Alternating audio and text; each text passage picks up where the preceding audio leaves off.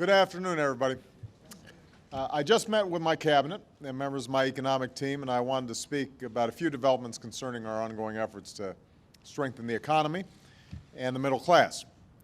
After months of partisan blockade in the Senate, we are finally on the verge of passing a small business jobs bill that will cut taxes and provide loans for millions of small business owners across America. And while I am grateful for this progress, it should not have taken this long to pass this bill. At a time when small business owners are still struggling to make payroll and they're still holding off hiring, we put together a plan that would give them some tax relief and make it easier for them to take out loans. It's a bill that's paid for. It won't add a dime to the deficit. It's a bill that was written by both Democrats and Republicans, but for months, the Republican leadership in the Senate has said no. For months, they have used legislative maneuvers to prevent this bill from even coming up for a vote. And all the while, small business owners kept waiting for help. They kept putting off plans to hire more workers and grow their businesses. Now, thankfully, two Republican senators, Senators George Voinovich and George Lemieux, have refused to support this blockade any longer.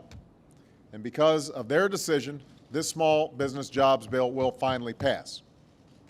And I want to thank them for their efforts, because they understand that we simply don't have time anymore to play games, not just on this small business jobs bill. Let me give you another example. Right now, we could decide to extend tax relief for the middle class. Right now, we could decide that every American household would receive a tax cut on the first $250,000 of their income. But once again, the leaders across the aisle are saying no. They want to hold these middle class tax cuts hostage until they get an additional tax cut for the wealthiest 2% of Americans. And we simply can't afford that. It would mean borrowing $700 billion in order to fund these tax cuts for the very wealthiest Americans. $700 billion to give a tax cut worth an average of $100,000 to millionaires and billionaires. And it's a tax cut economists say would do little to add momentum to our economy. Now, I just don't believe this makes any sense. Even as we debate whether it's wise to spend $700 billion on tax breaks for the wealthy, doesn't it make sense for us to move forward with the tax cuts that we all agree on? We should be able to extend right now middle-class tax relief on the first $250,000 of income, which, by the way, 97% of Americans make less than $250,000 a year. So right off the bat, 97% of all Americans would get tax relief on all their income. People who are making more than $250,000 a year, say you're making $500,000, you'd still get tax relief on half your income. And everybody agrees that this makes sense. Middle-class families need this relief.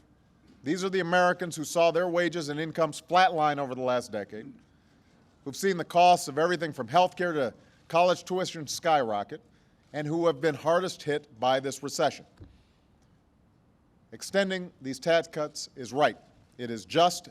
It will help our economy because middle-class folks are the folks who are most likely to actually spend this tax relief for a new computer for the kids or for maybe some home improvement. And if the other party continues to hold these tax cuts hostage, these are the same families who will suffer the most when their taxes go up next year. And if we can't get an agreement with Republicans, that's what will happen. So we don't have time for any more games. I understand there's an election coming up, but the American people didn't send us here to just think about our jobs. They sent us here to think about theirs.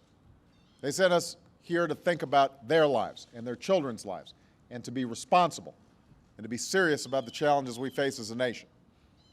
That's what members of both parties have now done with the Small Business Jobs Bill, and I hope we can work together to do the same thing on middle-class tax relief in the weeks to come. Thanks very much, everybody.